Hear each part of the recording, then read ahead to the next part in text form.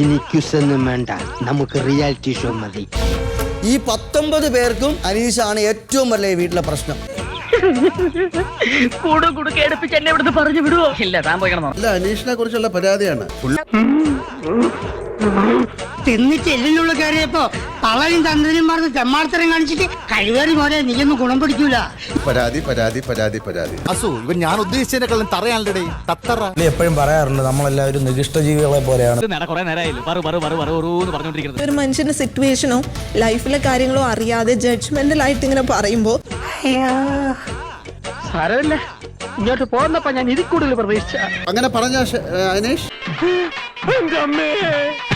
അങ്ങനെ പറഞ്ഞ അനീഷ് ഇത് മനഃപൂർവ്വം കരുതിക്കുട്ടി എന്നെ കരിവാരി തേക്കാനുള്ള ശ്രമമാണ് സർ.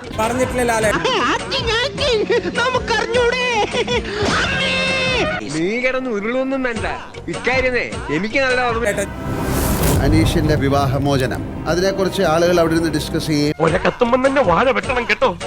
അത് വന്നിട്ട് ഞങ്ങൾ കോംപ്രമൈസ് തരാമെന്ന് പറഞ്ഞാൽ നിങ്ങൾക്ക് എന്ത് മാനസിക അവസ്ഥയായിരിക്കും? അങ്ങനെയൊക്കെ ചോദിച്ചാൽ ഇപ്പൊ എങ്ങനെ?